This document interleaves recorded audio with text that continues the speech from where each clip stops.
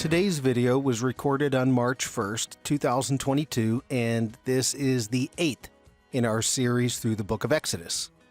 So we're in the midst of exploring how God's glory is being revealed in the Exodus from Egypt, and then the interaction that takes place between God and Pharaoh. So in today's lesson, we're going to explore the question of whether or not God hardened Pharaoh's heart and therefore took away his free will. So this seems to be the common interpretation of this narrative, but in today's video, you'll see that not all scholars agree with this conclusion. And we're going to look and see that the justification for this disagreement comes directly from the Hebrew text itself.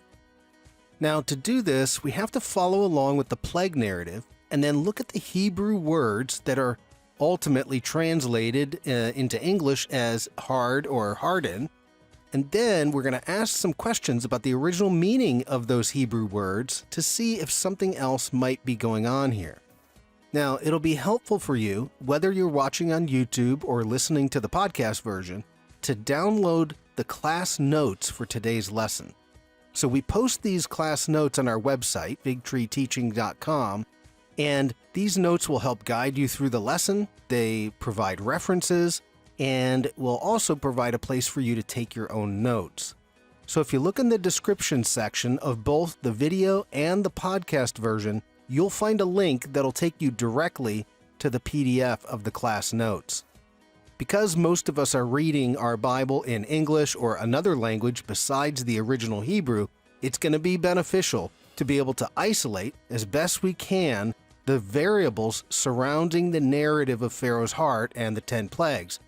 Now, we've done that for you on the class handout, so this will save you some time and will definitely make it easier for you to follow along the lesson. So enjoy today's lesson on Pharaoh's heart. We started last week, well, I'll do a quick review, but we started last week with the idea of why 10 plagues. God is up to something. He needs to show the world that he is Lord and God. And by doing what he does is he has a series of plagues, and he needs more than one. Let's put it that way. At the same time, we have this narrative going on about Pharaoh's heart. And so what we're going to spend this week and next, basically next week, I'm going to rehash everything we did this week. And I'm just going to show you a few more items that I couldn't get to this week. But we're going to talk Pharaoh's heart. And as I just mentioned, I recognize that for many, this, as what I'm going to show, is probably different from what they've ever heard about Pharaoh's heart.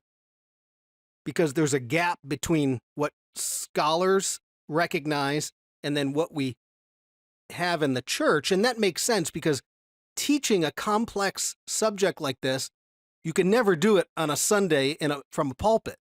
It's just not meant for that. And so you have to come to a class environment where you have some time to kind of wrestle with the material. And that's what my goal of this ministry is, to allow people to take these ideas and wrestle with them and look deeper into the text. That's not in a just weekend service. So over the centuries, not everybody has agreed that God has hardened Pharaoh's heart. And so I'll show you why, because it's in the text. And there's justification for it. So that's what we're going to do today and next week, because we'll rehash it. Is what's going on with Pharaoh's heart.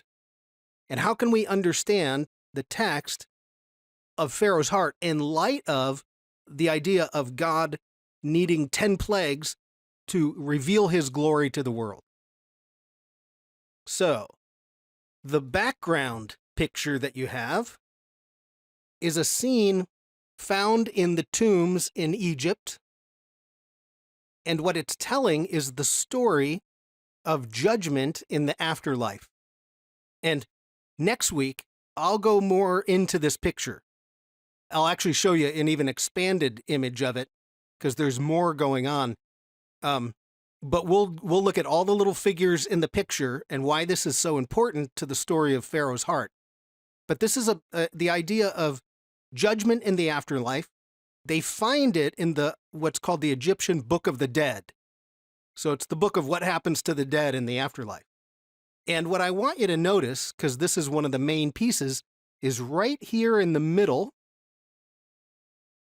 is a set of scales. And I'll bring it closer in a minute. But this is how you judge in the afterlife, or the process of being judged in the afterlife has to do with your heart. And the scales weigh your heart. So let me show you a little bit closer view of this. So again, I'll go over it all next week, but on one side of the scales right here is the heart. That's the deceased person. Their heart goes on that side of the scale. Then on this side of the scale is the feather of truth. And your heart is weighed against the feather of truth. And you want your heart to be lighter than the feather, which would be a way of saying you had a sinless life. If your heart is heavier than the feather, it descends down into to judgment. And it's actually, I'll show you, there's a little monster, crocodile, lion, hippopotamus-like creature that eats your heart. That's what happened. But anyways, the point is, so do you want a heavy heart? Well, no, because heavy heart means judgment. And so as we go into this idea of Pharaoh's heart tonight, and we look at the language that the Bible uses to talk about Pharaoh's heart, keep in mind that little picture, and we'll talk about it again at the end, and like I said, we'll talk about it next week. But that's one example from Egypt of the context of Pharaoh's heart, at least the way the narrative is. So one of my main purposes of putting this video together, this class and the video, is really to introduce this topic, to at least let people know that it's there, and then provide them some avenues of study if they wanted to study. And for me, it was somewhere around 2010, so 12 years ago. So please realize, if you're hearing this for the very first time tonight, it can be complex, and I just want you to know I've got 12 years on you of of knowing about this topic. Plus, I did one of my research projects in seminary on this topic because I was given the leeway to choose.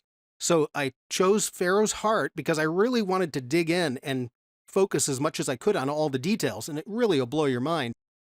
And so one of my goals really is to introduce the nuances of this story so that when people read the story, they see more of these little important bits that are going on that really bring the story to life, so to speak. And, we often reduce this narrative to be something about free will, but really it's about the revealing of God's glory and what he's doing with Pharaoh along the way. So, okay. You'll see by the end, and then you'll have a whole week to ponder it, and then next week we'll do it again, and you'll see even more, because that's just how the Bible works. So this is week 8. There we go, week 8. And the question is, this is quick review from last week.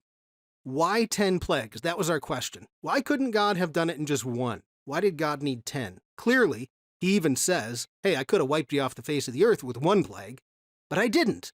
Why? Because my goal is to show Egypt, and therefore Egypt as a proxy, the whole world, that I am Lord. And to do that, he has to do it in multiple ways, so you can't discount the plagues. And so this is what we asked last week, and we would say, why the 10 plagues? And this is really the main theme of the Pharaoh narrative. If we reduce it simply to the theological idea of whether God takes away people's free will, we've kind of missed this point. The 10 plagues is really about God's glory being revealed. How many times, we did it last week, and then if you go back and read it, you'll see the phrase, so that you will know. I'm doing this so that you will know. And that's the revealing of God's glorious power, shining power, his glory to the world. The word, this will be important, the word for glory, the root of Hebrew, kvd, kaved, or kavod would be another variation of it. That means heavy. It also means glory. So there's a weightiness to God. So God's glory is revealed, and then it's also telling us, hey, this God's authority extends to all nations. So you think, Pharaoh, you're in charge, but you're not.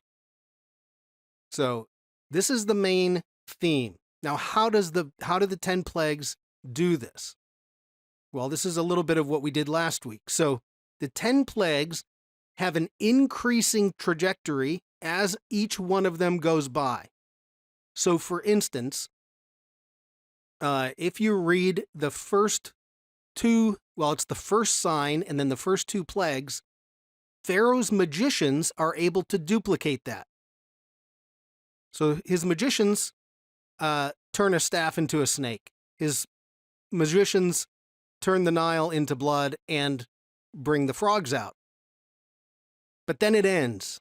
And as you keep going, 3, 4, 5, suddenly you see elements of time, that this God is outside of time, transcends time. Then you see elements of geography, that God's transcending geography, or that he can even discriminate within geography. And this starts to blow Pharaoh's mind, because none of his gods can do that. So he's showing you that God transcends the cosmos rather than inside the cosmos.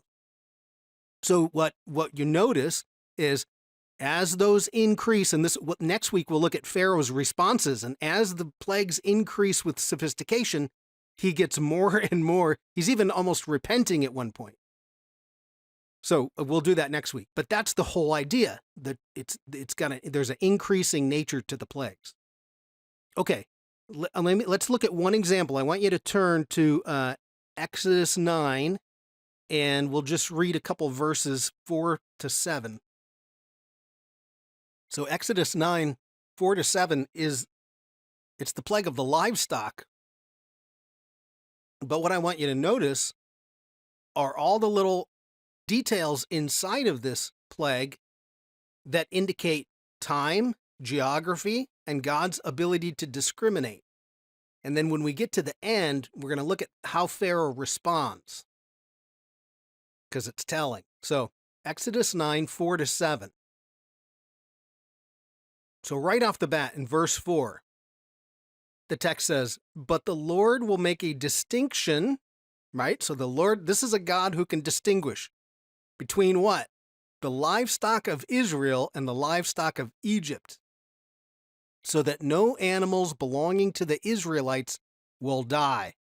Now that's a tall order. You're giving Pharaoh the warning. You're telling him what's going to happen. So it's a God who can discriminate. Okay? Next verse. The Lord set a time. So now we've got timing in it. He's not just going to do it randomly. Tomorrow the Lord will do this in the land. All right? So now we've got a time set. That's going to be something that specifies it. Next verse, verse 6. And the next day the Lord did it.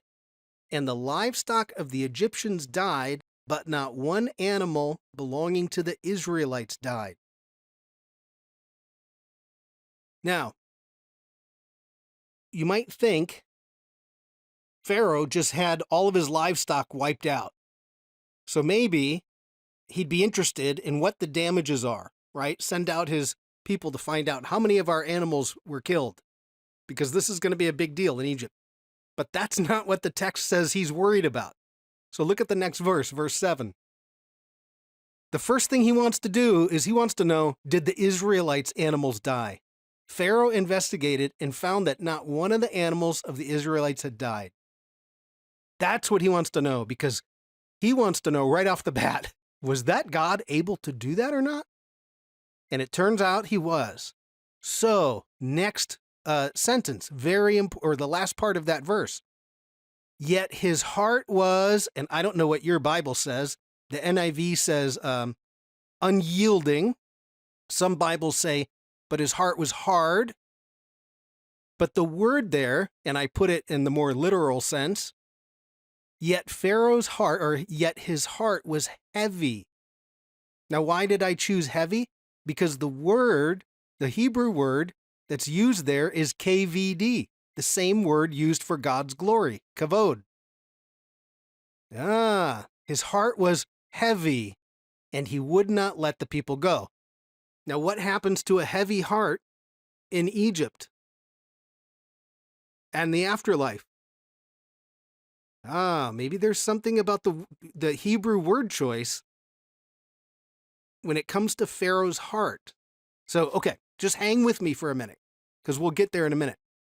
The whole point in showing you that Exodus 9 is notice, well, it doesn't talk about the magicians, but notice there's a time element, there's a geography element, there's a discrimination element. And so you can see that as these plagues increase, Pharaoh suddenly begins to waver. And that's really the main point.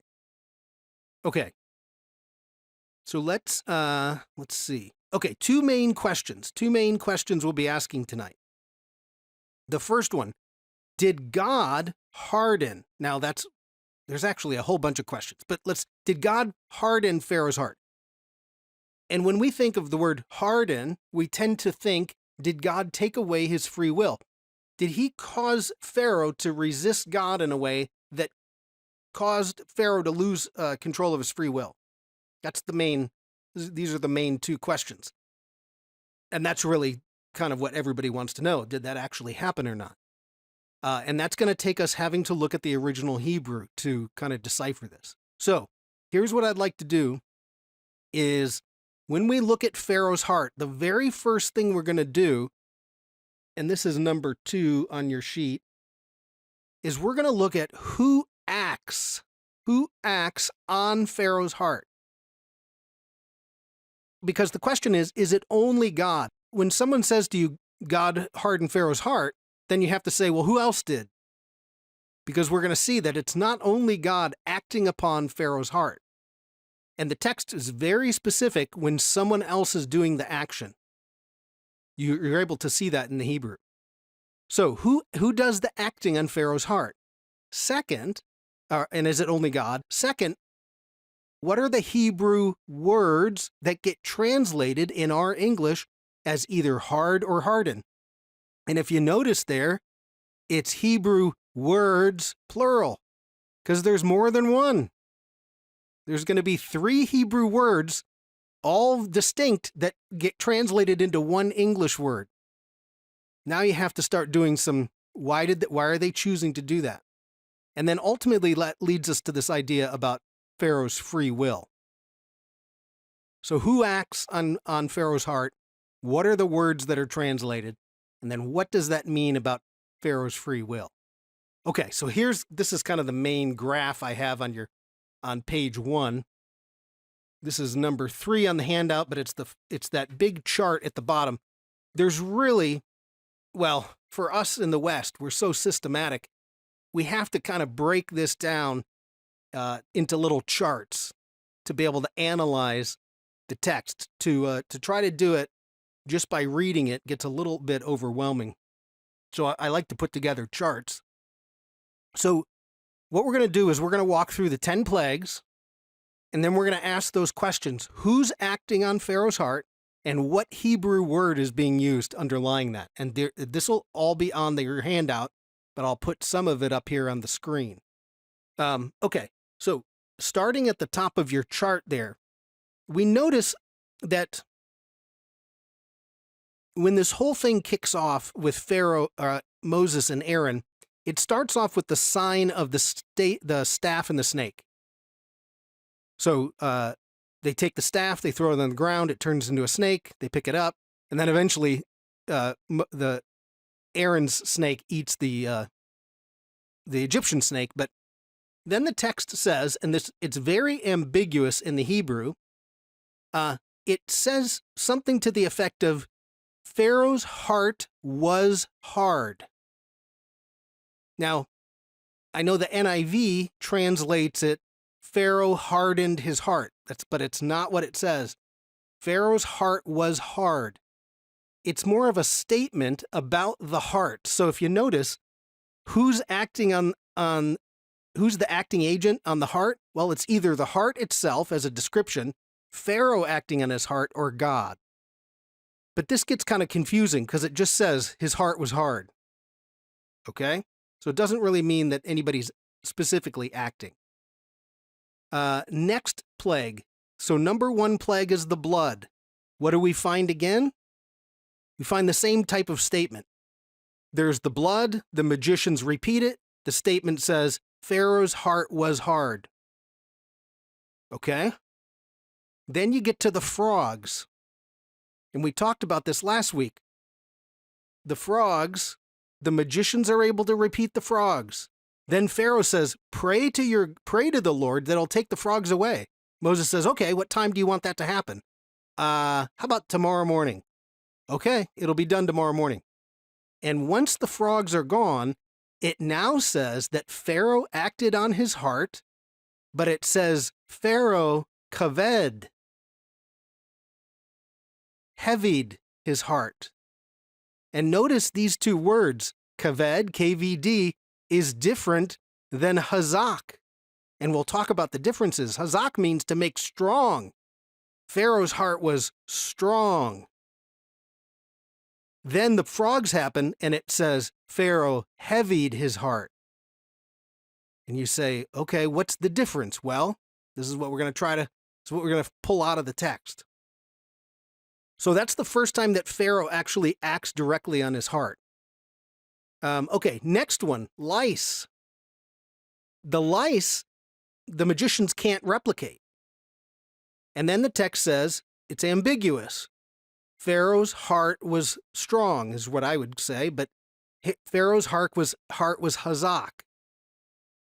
Or your Bible probably says Pharaoh's heart was hard. Then you have the flies. Pharaoh again acts on his heart. And this time, whenever Pharaoh acts on his heart, it's using the word KVD, kavod, or heavy, or weighty. But that's always when Pharaoh. And then number 5, you have the livestock, and again, you get an ambiguous, but this time, kaved, the heaviness. His heart was heavy. So you can see, now, first of all, just the price of admission tonight, right?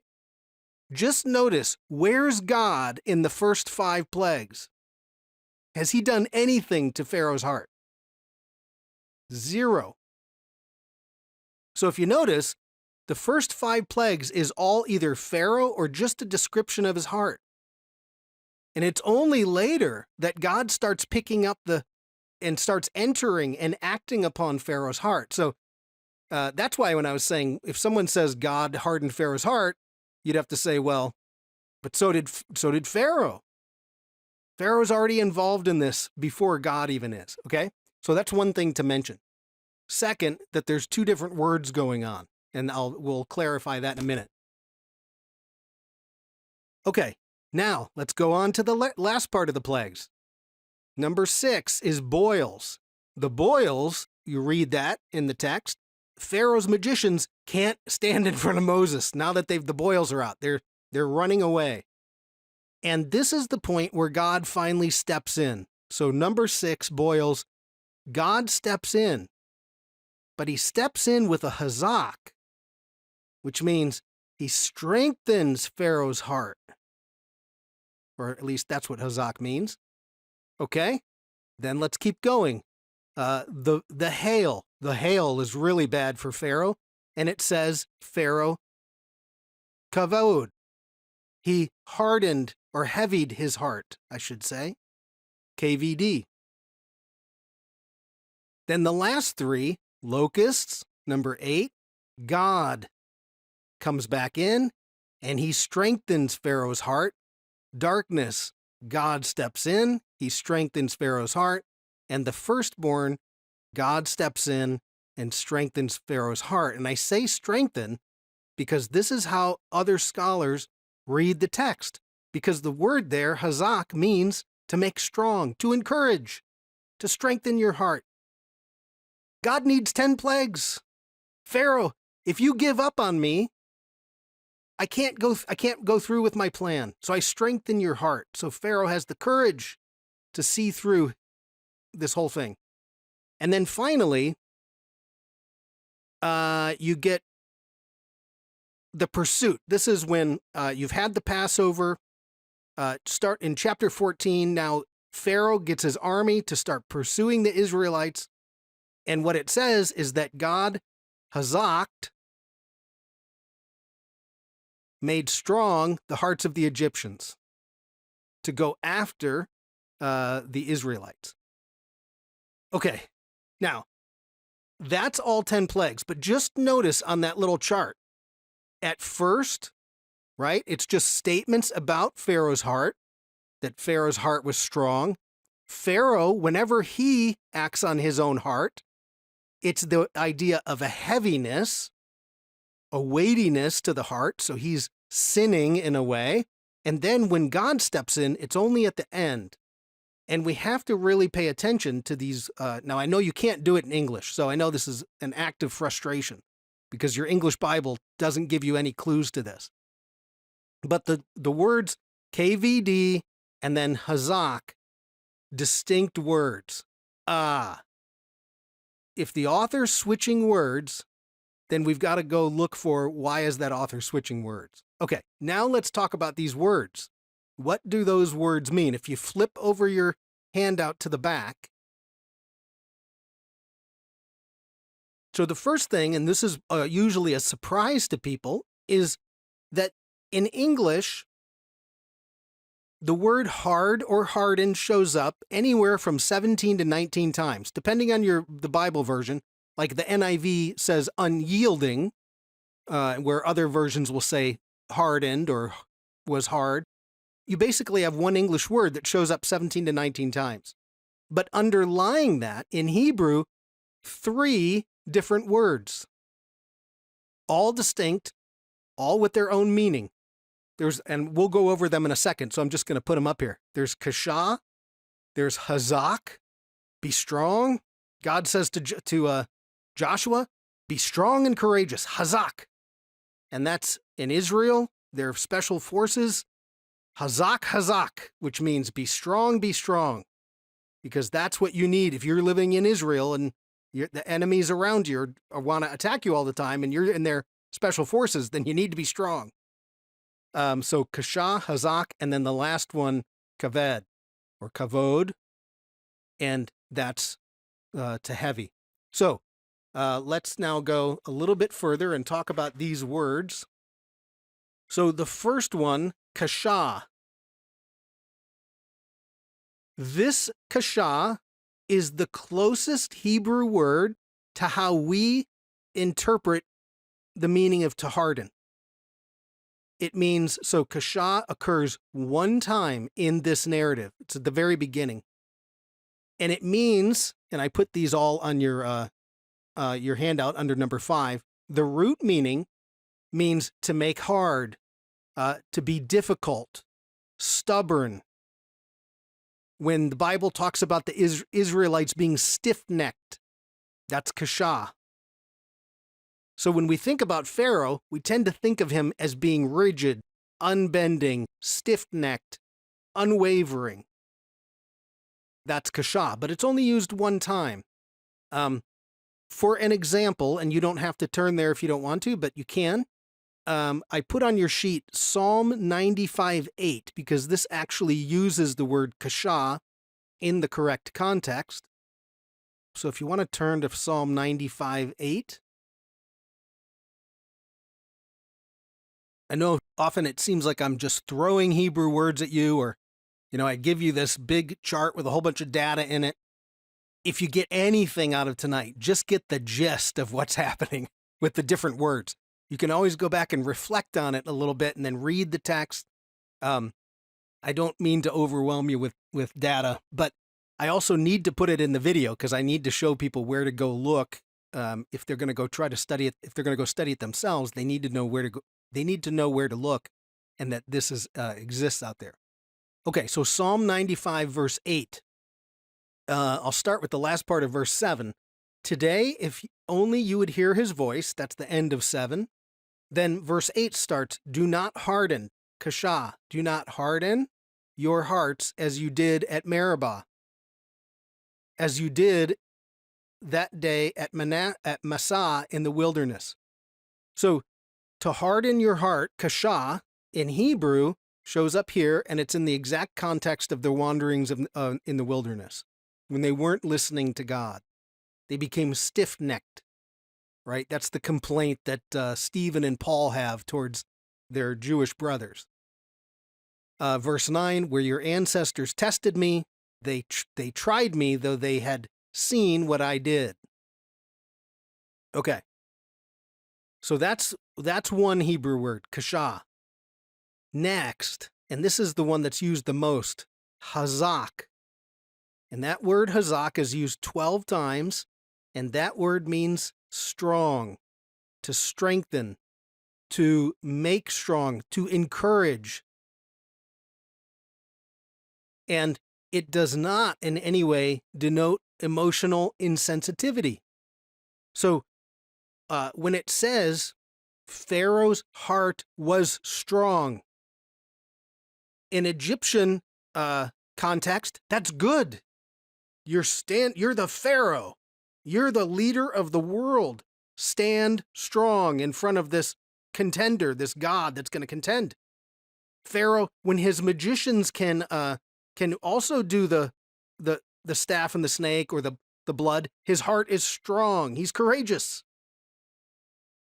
But then he starts to realize who God is, and he begins to waver, right? Okay, so that's hazak, to be strong. And then the final one is the KVD, and that's 6 times, and that means it means heavy or to make heavy.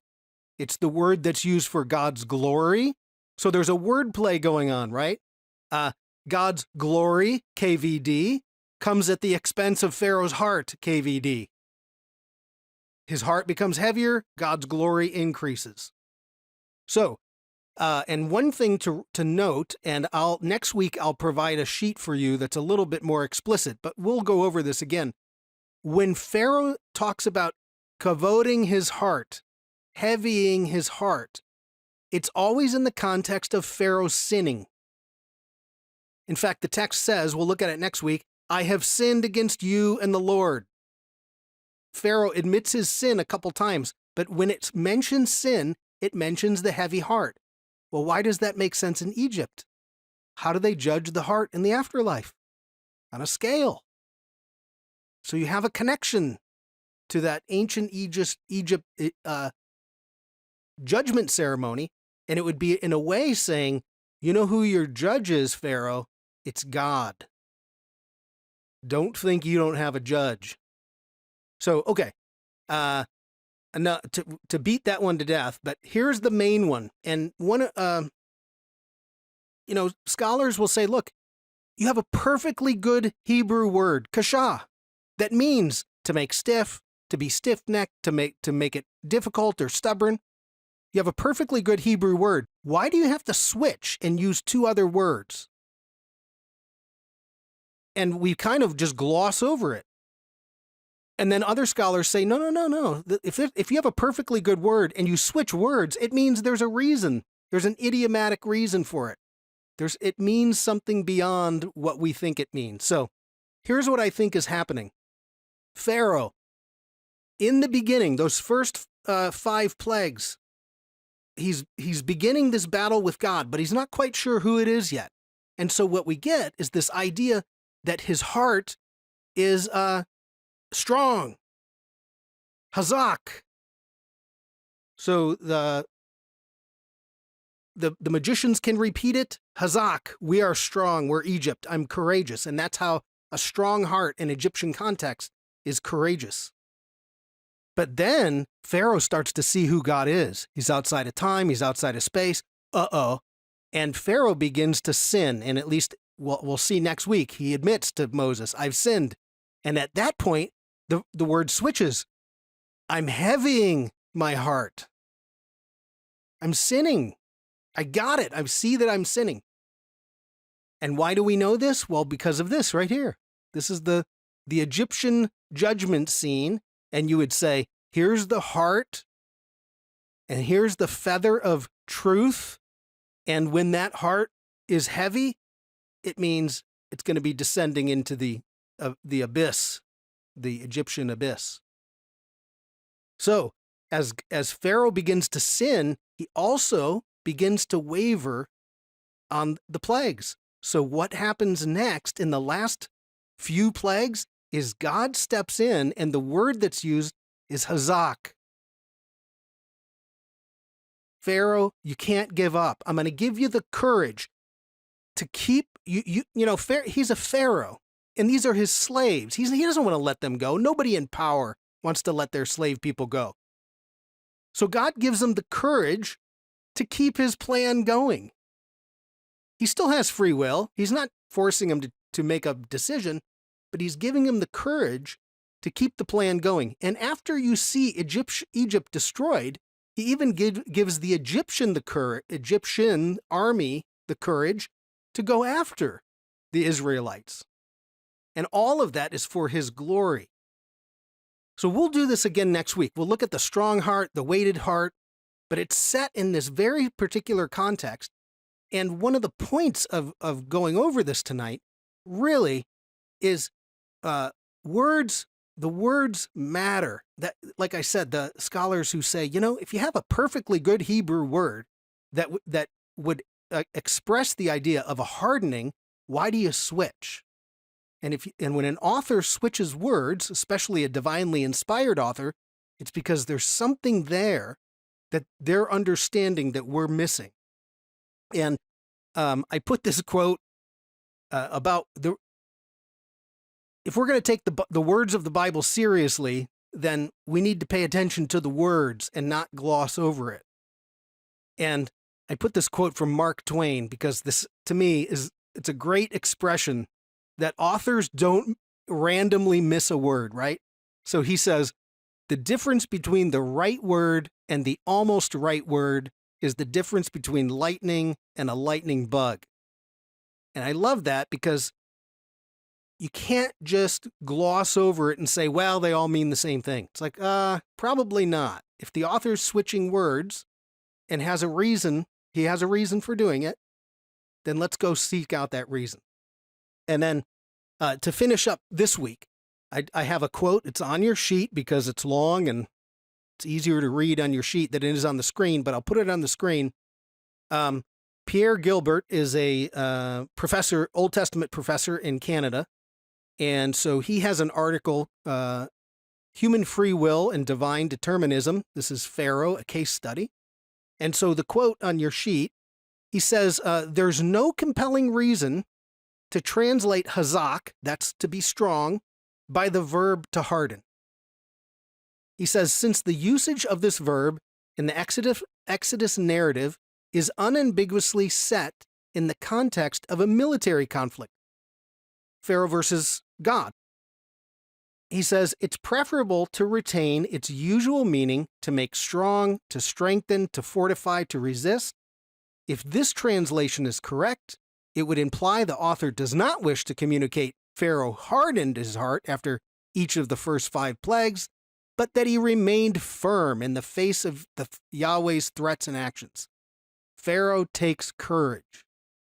He remains strong in the face of a formidable enemy. There's even an Egyptian writing about a king, and it's, whenever they write about their king, they always tell you how glorious their king is. They're perfect. They win all their battles. They vanquish all their enemies.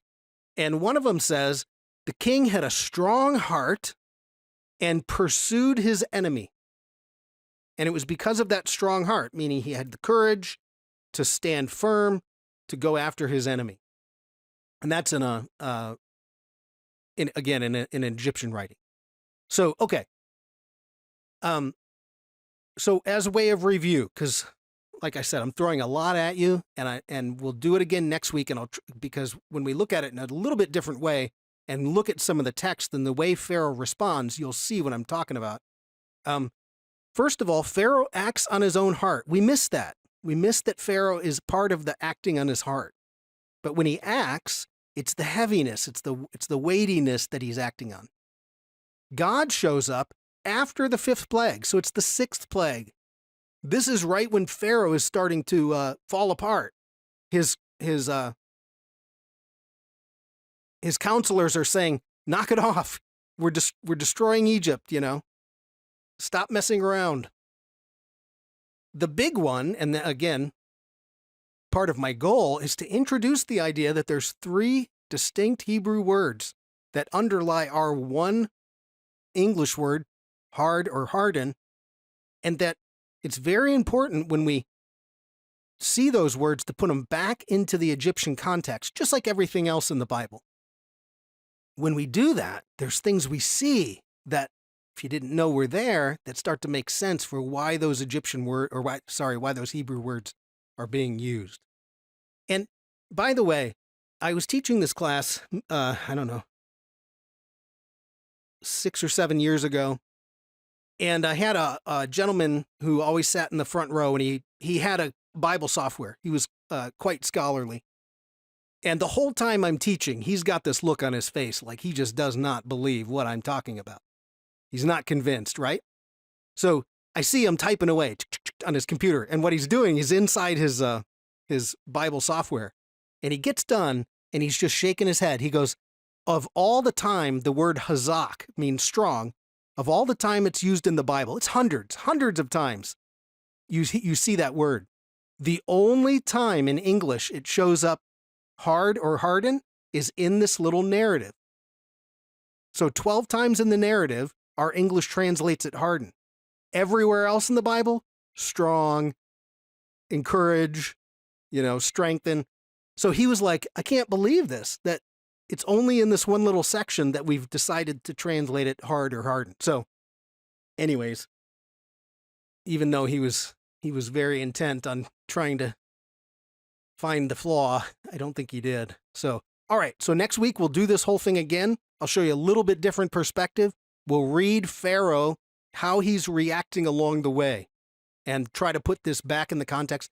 We'll also talk about this whole picture back here, all these little, the symbolism that's going on. We hope you enjoyed today's lesson, and that it helps you gain a deeper understanding of the biblical text. Fig Tree Ministries is an educational nonprofit, and we're 100% listener supported. If our lessons have been valuable to you in your study of the Bible, we ask that you support our work with a financial donation. Whether it's a one-time donation or you become a monthly supporter, we appreciate your generous gift.